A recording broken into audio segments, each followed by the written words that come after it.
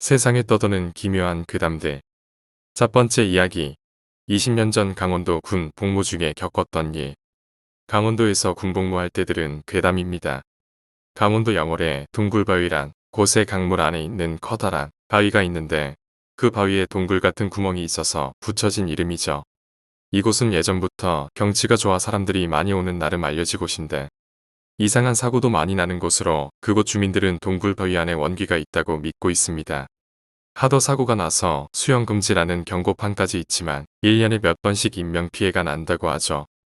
2003년경에도 친구들과 놀러온 남자 한 명이 갑자기 없어져서 난리가 났었는데 일주일 후 잠수부들 투입해 수색을 한 결과 동굴바위 속에서 시신이 발견할 수 있었다고 합니다.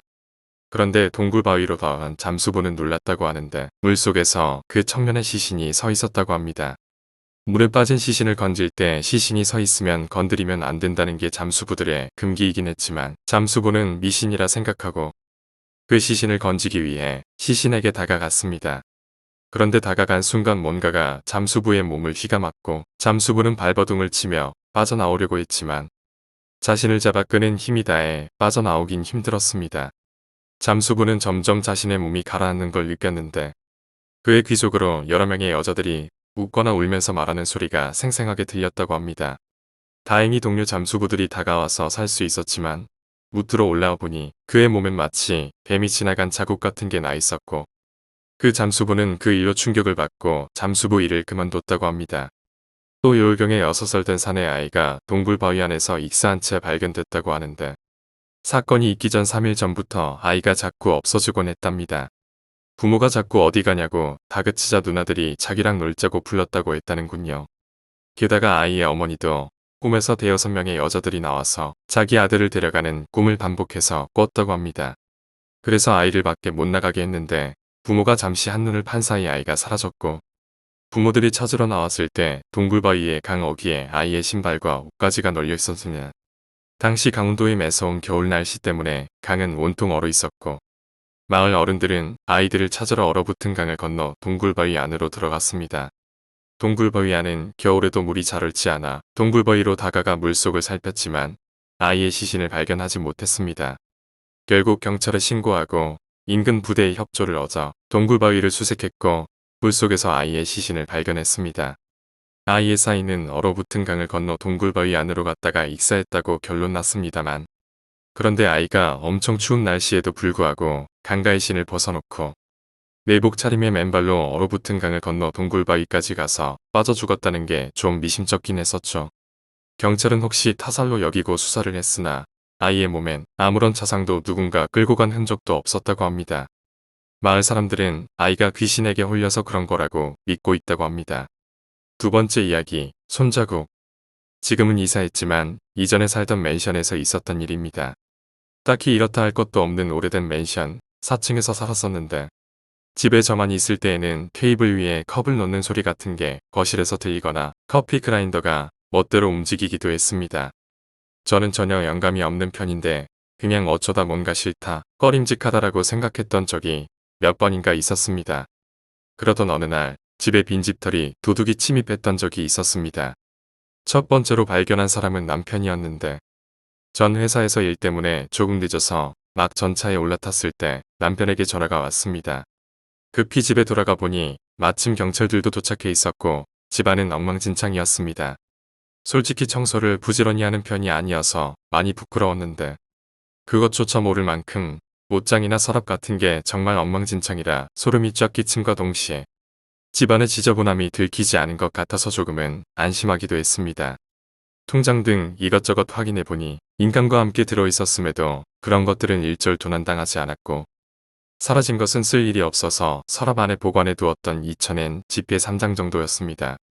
옆집 사람은 새 노트북을 도난당했다는 이야기를 들었습니다. 1층에 두 집이 살았는데 그 두 집 모두 도난당했다고 했습니다. 그것에 비해 저희 집의 피해는 비교적 소액인 6,000엔에 그쳤습니다. 현금이랑 딱 봤을 때 새 것 같은 전자제품만 훔치는 건 100% 중국인이에요. 일단 지문은 채취하긴 할 건데 이런 말을 하면서 경찰 사람이 지문을 채취하기 시작했습니다. 저와 남편의 지문도 채취했는데 요즘 시대에 안 어울리는 오래된 문고리를 사용했다면서 집주인의 혼이 나기도 했습니다. 또 도둑이 더러운 발로 집에 들어왔기 때문에 바닥을 닦고 청소와 정리를 하다 보니 한밤중이 되었습니다. 최근 요 근처에서 자주 일어나는 범행인데 둘 이상 되는 인원이 운송업자 유니폼 같은 걸 입고 종이박스를 이용해 훔친 걸 옮기는 타입으로 보고 있습니다. 금방 잡을 수 있을지는 모르겠네요. 라고 형사님이 말씀하셨습니다. 그런데 마지막으로 지문을 채취하던 사람이 사모님, 손 좀 펴 보시겠어요? 라고 말했습니다. 저는 여자치고 손이 큰 편이었는데 그런 제가 양손을 펴자. 그렇지, 여성도 이 정도인데 말이야. 혹시 최근에 아이가 들어왔었나요? 집에. 라고 경찰이 내게 물어봤고 아니요, 한 번도 온 적 없어요. 라고 대답했습니다. 전자레인지 유리창 정중앙에 아이가 찰싹하고 만진 듯한 작은 손자국이 찍혀있다는 이야기를 들었습니다. 먼저 썼던 컵 소리와의 인과관계는 불명입니다만 굉장히 소름이 끼쳤습니다. 빈집털이 도둑일도 꽤 무서워서 금방 다른 곳으로 이사했습니다. 그리고 결론적으로 범인은 찾지 못했는데 저희 사건을 수사해주신 형사님이 해주신 말이 수사는 열심히 하고 있는데 단서가 잡히는 게 없네요. 다만 이 지역을 수사해본 결과 몇 년 전 실종된 아동 한 명이 아직도 발견되지 않았다는 사실을 발견했습니다. 세 번째 이야기, 촬영. 전 심령현상 등을 기본적으로 잘 믿지 않지만 딱 한 번 기묘한 체험을 한 적이 있습니다. 가위눌림이란 것은 많은 사람들이 체험해 봤을 것이라 생각합니다. 일반적으로 이것은 뇌의 착각으로 사실 평범하게 자고 있음에도 불구하고 자신이 깨어있다고 뇌가 착각하여 벌어지는 현상이라 알려져 있습니다. 저도 이 말 그대로라고 생각하는데 그렇다면 본인이 가위눌림이 일어났을 때 실제로 그 모습을 타인 시점으로 본다면 어떻게 보일까? 이것에 흥미가 생긴 저는 제가 자는 모습을 비디오로 찍어보기로 했습니다. 자기 전에 카메라를 미리 설치해두고 자는 동안 가위눌림이 있었을 때 아침에 일어나 비디오를 확인하는 단계인데 타이밍 좋게 가위눌림을 겪지 못한 채 시작하고 약 2개월 정도는 허탕만 치는 매일이 이어졌습니다. 그러던 어느 밤 드디어 그날이 도래했습니다. 그날은 특별히 필요한 것도 없이 오늘도 허탕이겠거니 하고 기대 없이 잠들었는데 잠들고 나서 감각적으로 4시간 뒤에 가위눌림 직전에 있는 특유의 기분 나쁜 감각이 덮쳐왔고 그 직후 의식이 각성했다 싶더니 그와 동시에 몸이 경직되기 시작했습니다. 드디어 왔구나. 라는 흥분과 냉정해지려는 감각이 혼재했습니다. 이번 목표는 가위에 눌린다는 것도 있지만 그 상태를 얼마나 길게 유지하는지 또한 중요했습니다. 긴 시간 동안 가위눌림 상태를 유지하지 않으면 비디오를 확인할 때 어디가 가위눌린 부분인지 잘 모를 가능성이 높기 때문입니다. 저는 너무 지나치게 릴렉스하지 않도록 손과 발을 움직여보면서 역시 안 움직이네.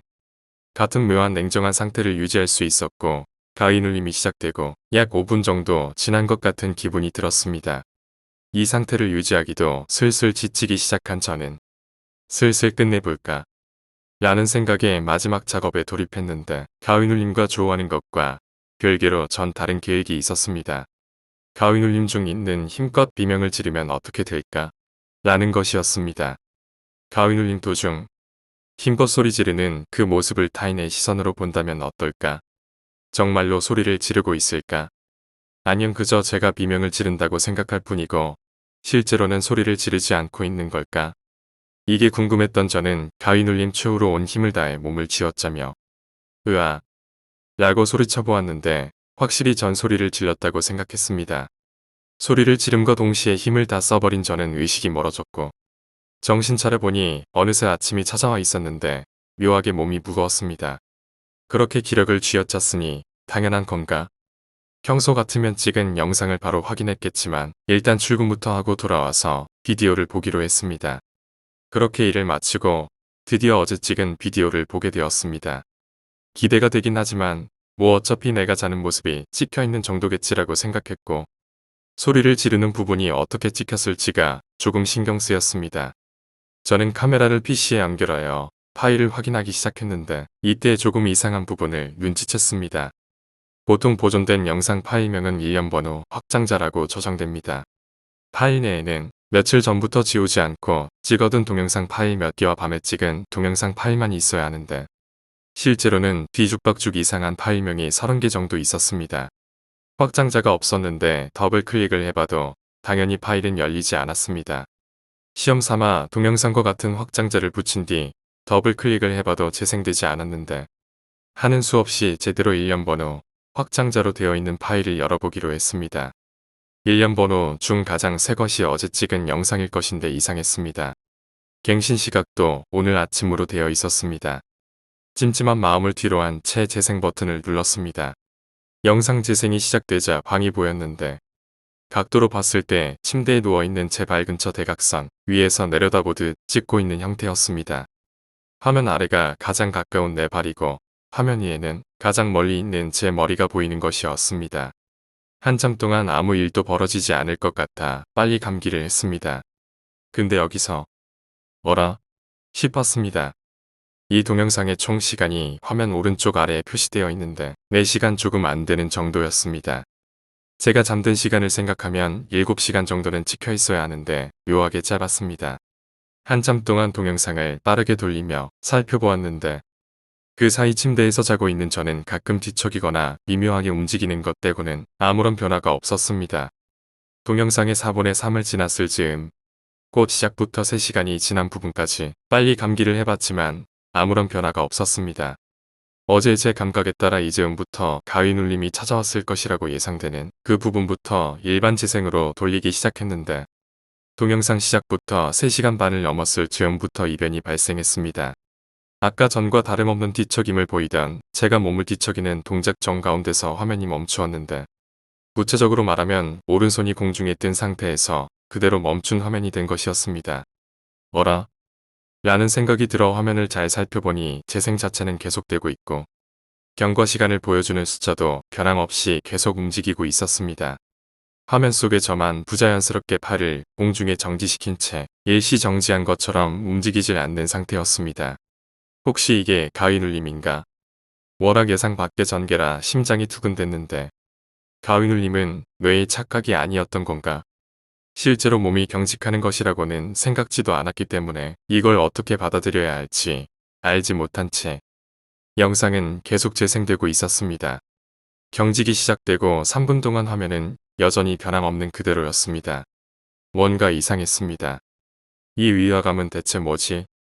라는 의문을 가지던 그 순간 저는 눈치챘는데 잠자는 제 발쪽 이불 속에서 뭔가 까만 것이 나오고 있었습니다. 움직임이 너무 느려서 몰랐는데 누가 봐도 제 몸이 아닌 것이 제 발끝에서 나오고 있었는데 이윽고 천천히 나오던 그것은 검은 부분 말고도 흰 부분도 보이기 시작했습니다. 아무래도 머리카락과 이마인 것 같았는데 사람의 얼굴이 내 발밑 이불에서 거꾸로 천천히 나오고 있었습니다. 그것을 깨닫게 된 순간 전 심장이 튀어나오는 기분이어서 더 이상 영상을 보지 않는 게 좋겠다고 생각했는데 어째선지 영상에서 눈을 뗄 수가 없었습니다. 손이 덜덜 떨리고 있는데도 어째선지 영상을 보는 것을 관둘 수 없는 걸까? 미칠 것 같았습니다. 정지 버튼을 누르고 싶었는데 할 수가 없습니다. 몸을 자유롭게 움직일 수 없었습니다. 깬 채로 가위 눌림에 찾아온 것처럼 말입니다. 이윽고 그 얼굴은 이불 밖으로 절반 가까이 빠져나왔고 눈이 완전히 보이고 있었는데 그 두 눈은 생기라곤 전혀 찾아볼 수 없었고 카메라 너머로 이쪽을 보는 것처럼 느껴졌습니다. 그러던 중 영상에서 위인 같은 금소금 같은 것이나 핏, 파직 같은 파열음도 들려오기 시작했습니다. 이대로 계속 영상을 보게 되면 위험할 것 같다는 생각이 들었고 저 얼굴이 전부 나오는 것을 봐서는 안 된다라는 것을 직감적으로 느꼈습니다. 그만둬. 더 이상 보고 싶지 않아. 그만해. 라고 마음속으로 소리쳐보는데 동영상 재생 시간은 곧 끝을 향해 달려가고 있었습니다. 부탁이야. 이대로 모든 것을 봐버리기 전에 동영상이 끝났으면 좋겠어. 라고 빌던 다음 순간 믿을 수 없는 것이 화면에 비쳤습니다. 화면 구석에서 불쑥 나타난 인형이 비디오 스위치를 눌러 녹화를 정지한 것인데 그 화면에 비친 녹화를 정지시킨 사람은 다름 아닌 저였습니다. 그러면서 입으로 뭔가 말하고 있었는데 녹화하지 마. 화면에 나타난 저는 표정 없는 얼굴로 그렇게 말을 한 뒤 카메라에 손을 뻗어 스위치를 눌렀는데 그것을 본 저는 거의 공포의 혼란의 정점에 달해 그대로 정신을 잃고 말았습니다. 정신 차려보니 PC 책상에 엎어진 채 아침을 맞이했는데 모니터 위 폴더에는 영상 파일과 수수께끼의 파일이 그대로 남아 있었습니다. 꿈이 아니었던 것입니다. 솔직히 그 파일을 다시 재생할 생각은 들지도 않았고 그대로 동영상 전체를 삭제한 뒤 카메라를 처분했습니다. 그리고 그날은 기분이 좋지 않아 회사를 쉬었는데 그때 제가 본 건 대체 뭐였던 걸까? 녹화를 정지시킨 건 틀림없이 저였는데 그런 기억이 전혀 나지 않습니다. 그렇다면 이불에서 자고 있던 건 대체 누구였던 걸까요? 그리고 그 얼굴은 그날 이후 저는 단 한 번도 가위 눌림을 겪지 않았습니다. 이 일 이후에는 심령현상 등에도 전혀 관심을 가지지 않고 있습니다. 네 번째 이야기, 노비가 없는 양반. 이 이야기는 조선의 제22대 왕이었던 정조 시절의 이야기라고 합니다. 1700년대 후반 충청북도 진천군의 한 마을에는 유성기라는 인심 좋고 평판 좋은 한 부자가 살고 있었다고 합니다.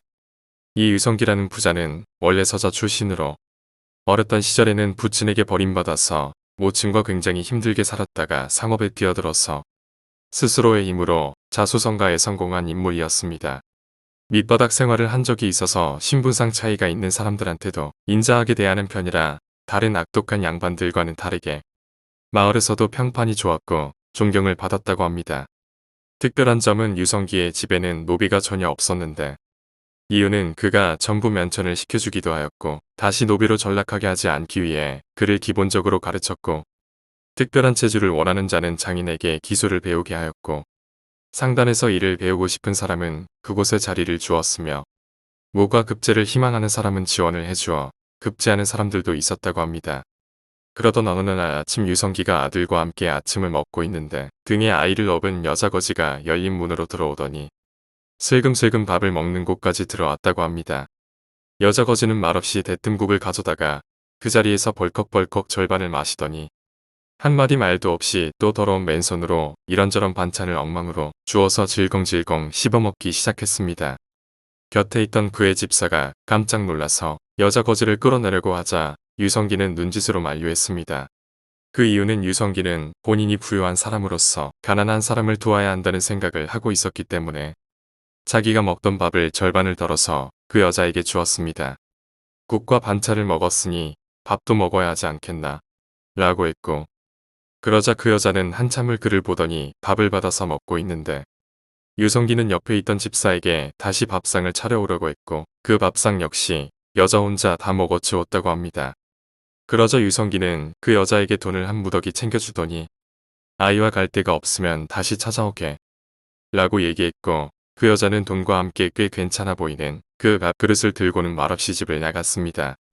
여자가 집을 나가자 유성기의 상단에서 일하던 건장한 체격의 남자 하나가 그 여자를 가만히 따라갔습니다. 마을 앞 숲속으로 여자는 사라졌고 숲에 들어가 보니 여자와 한패로 보이는 일당들이 가득 있었는데 가만히 보니 이들은 칼이나 도끼 등의 흉기를 가지고 있었습니다. 이 시기 도망친 노비 등이나 산적들이 기승을 부리고 있던 시절이었는데 마을의 부자나 양반 등을 습격해 사람을 죽이고 재물을 약탈하던 일들이 자주 있었다고 합니다. 두목으로 보이는 자가 여자에게 물었는데 왜 이렇게 빨리 왔느냐?